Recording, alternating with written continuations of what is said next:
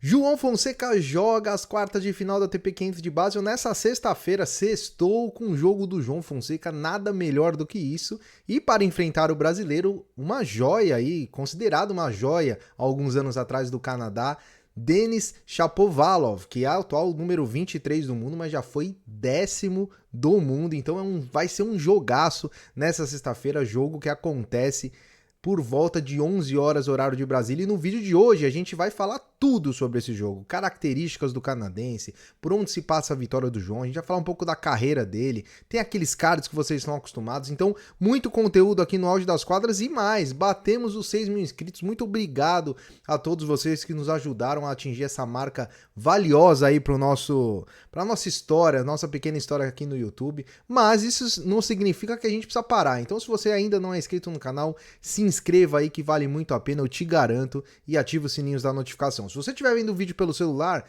deixa aquele like e o hype também que ajuda a gente demais. Então vamos lá direto para a análise do jogo, aí lembrando que o caminho do João já tirou aí do caminho o Perricard, número 37, Mensik, número 19, foi por WO é verdade, mas classificou, já garantiu inclusive 100 pontos por essa vaga nas quartas de final. Lembrando que o João ele precisa por volta ali de 400 pontos para ser ali um cabeça de chave no Australian Open. Então, se ele conseguir a vitória contra o Shapovalov nas quartas de final, 200 pontos ele já garante. Então já fica próximo aí dessa meta para ser cabeça de chave no Australian Open. Passando pelo Shapovalov, semifinal contra Aliassime ou Munar, um dos dois, Aliassime, aliás, jogando muito.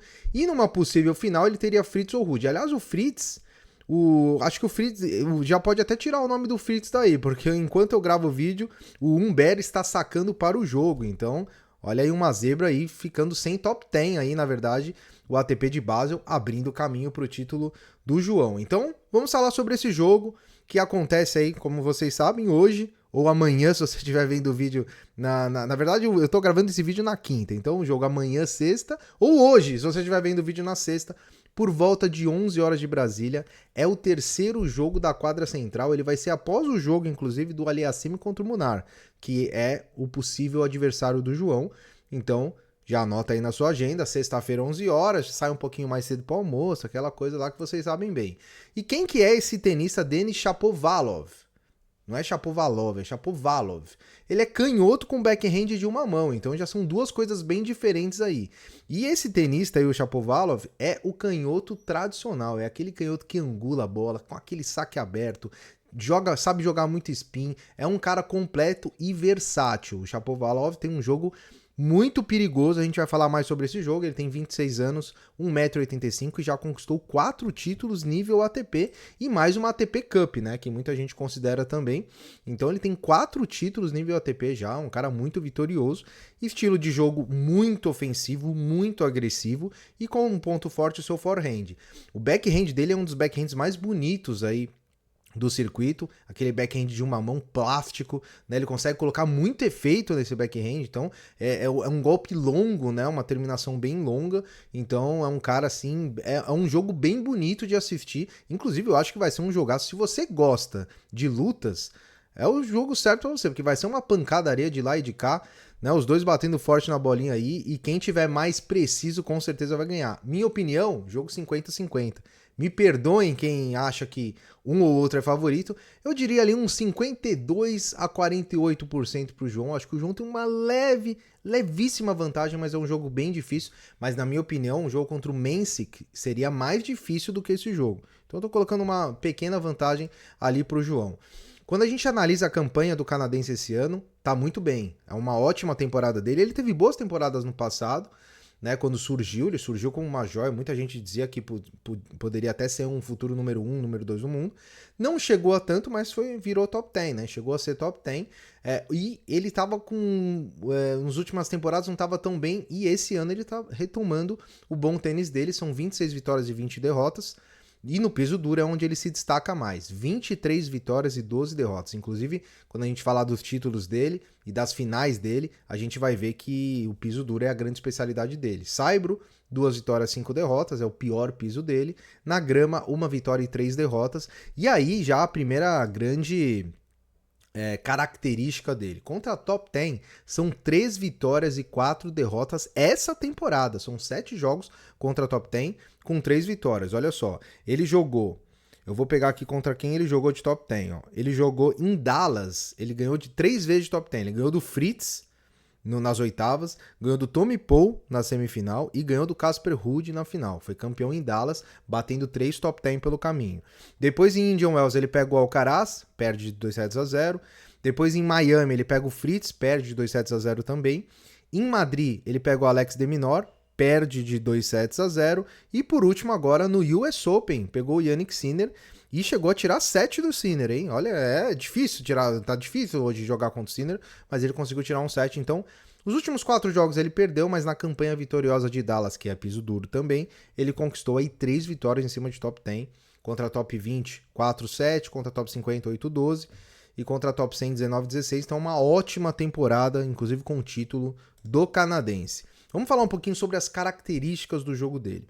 Ele é aquele tenista explosivo, agressivo, que varia muito bem o jogo, é um tenista canhoto, então, portanto, o jogo canhoto é um jogo complicado e ele sabe dar muito bem o backhand na paralela, que é um dos golpes aí característicos dele. Tem um backhand, como eu falei, forte, potente e muito plástico. Então, ele tem, além disso, do jogo agressivo do backhand, ele tem um belo saque, é um dos melhores sacadores aí. Não é aquele saque super pancada, mas é um saque forte e muito angulado e variado. Então ele, por exemplo, do lado da vantagem ali, ele dá aquele saque aberto de canhoto, ele dá saque kick, ele saca no corpo. Então ele é um cara que varia bastante o saque e o João vai ter que estar com a devolução em dia, assim como esteve contra o Perricard, para ter alguma chance no saque dele. Vai ser difícil quebrar ele, né? Principalmente se ele estiver colocando bastante o primeiro saque em quadra. Ele coloca cerca de, na carreira ali, cerca de 60%, 59%, 60%. Não é um índice alto de primeiro saque em quadra, mas quando ele coloca o primeiro saque é muito difícil ganhar um ponto. Então acho que a chave do jogo está na devolução, principalmente de segundo saque do canadense. Outro ponto forte, confiança e ousadia, né? A gente falou aqui sobre as vitórias contra o Top 10, ele tem jogos incríveis na carreira e ele costuma crescer em jogos grandes, é aquele cara que gosta de jogo grande e com certeza ele vai entrar muito empolgado para bater aí a nova sensação do tênis, você pode ter certeza absoluta. Só que se por um lado ele é muito confiante, muito ousado, ele também tem uma inconsistência grande. E eu diria que ele também ele é meio nervosinho. O Shapovalov gosta de brigar com a torcida, tem jogo que não tá indo bem pro lado dele, ele arruma um problema para reclamar, então ele é aquele cara esquentadinho e isso pode ser um ponto positivo pro João, que é tranquilo, e se ele conseguir ali fazer um jogo que irrite o canadense, ele pode ter a chave da vitória aí. Então ele é inconsistente e um outro ponto importante, ele não gosta de pontos longos, tanto é que no Saibro ele tem péssimos resultados, ele é aquele cara que vai querer resolver o ponto rapidamente. Então a chave do jogo para o João, assim como foi contra o Perricard, é tentar também alongar as trocas de bola. É claro, quadra rápida, piso duro indoor, é complicado você ficar trocando, né, muitas bolas por ponto. Mas acho que a grande chave é o João não deixar o Shapovalov ter o controle do ponto. Porque ele joga muito bem quando ele tem um controle do ponto. Quando ele tá jogando sufocado lá, com bolas profundas, bolas mais rápidas, ele tem mais dificuldade de jogar. Então acho que é aquele jogo, quem conseguir controlar o ponto primeiro, tende a ganhar. E além disso, ele tem uma tomada de decisão apressada, né? Ele é um cara, como eu disse, ele é um cara que quer resolver o ponto rapidamente. Então acho que o grande detalhe é você conseguir não cair nessa variação também do Shapovalov.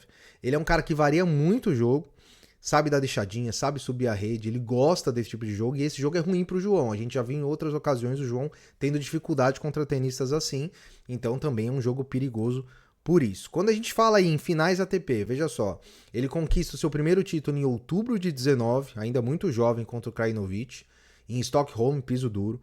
Depois ele faz 3 finais seguidas perdendo. Perde para o Djokovic no Masters de Paris, outubro de 19. Depois perde para o Ruud em Geneva, Saibro. Aí a única final dele, Saibro, foi essa, que ele foi vice-campeão. E depois ele é vice-campeão contra o Tommy Paul em Stockholm novamente. Então, em 19 ele foi campeão, em 21 vice. E por último ali o ATP Cup, que não é considerado um título para os números da ATP, mas acaba sendo um título ali em 22 contra o Busta, piso duro. Então aí são 5 finais, 2 títulos. Na segunda parte aqui, mais 5 finais, com 3 títulos. Então ele perde para o Nishioka em Seul, perde para o Medvedev em Viena, e aí ele conquista 3 títulos nas suas últimas 3 finais disputadas. Novembro de 24 contra o Medjedovic, Belgrado. Fevereiro de 25 contra o Ruud em Dallas, que foi esse título que eu falei aí que ele ganhou de 3 top 10, ganhando do Ruud na final, número 5 do mundo na ocasião. E agora, em julho, ele ganha do Kovacevic em Los Cabos. Então, em 2025, repara, quando eu tinha falado, né, aquilo que o Shapovalov, ele passou algumas temporadas mais irregulares, ele surge muito bem, em 2019 conquista ali, tem 2 finais, depois tem a pandemia, mas aí vem 2021, mais 2 finais, 2022, mais 3 finais, e aí 23 ele não faz final, 24 ele vai fazer uma final no final do ano de 24, então você vê que ele passa por um período ruim, e 25 ele retoma o bom tênis dele, conquistando aí 2 títulos já em 2025, então ele é um cara muito perigoso. E a nota final dele, que a gente chegou aí 74, é um cara com a técnica boa, apurada, 7, matchup 8, exatamente por ser um canhoto e ter essa variação de jogo que costuma complicar para o João. Momento 7, vem de um bom momento, assim, não espetacular, mas um bom momento. Experiência 8, são 26 anos, né? Jogou já contra os maiores tenistas, é ex-top 10, então tem uma boa experiência também o canadense Shapovalov. Então, lembrando, se o João passar, ele enfrenta ali Aliassime ou Munar na semifinal. Deixa eu ver se o Humbert fechou. O Humbert fechou. Então esquece esse Fritz na final aí. O Fritz eliminado de Basel. Eu quero a sua opinião como sempre, né? Além da sua inscrição, eu também preciso saber a sua opinião. Você acha que o João ganha? É um jogo 50-50? Você acha que o Shapovalov é favorito? Deixa a sua opinião aí nos comentários. A gente responde todos os comentários. E se você quiser virar membro do canal também, se chegou até aqui, tem que ser membro. Entra ali em Seja Membro, vem pro nosso grupo do WhatsApp, discussões todos os dias, a gente assiste o jogo do João junto, é muito legal também por um valor simbólico aí por mês, certo? Ajude o canal aí que a gente vai continuar crescendo e fazendo esse trabalho para vocês. Um grande abraço a todos, boa sorte pro João, nos vemos no pós-jogo, hein? Já ativa a notificação aí, assim que acabar a gente sobe o vídeo de pós-jogo. Grande abraço e até mais.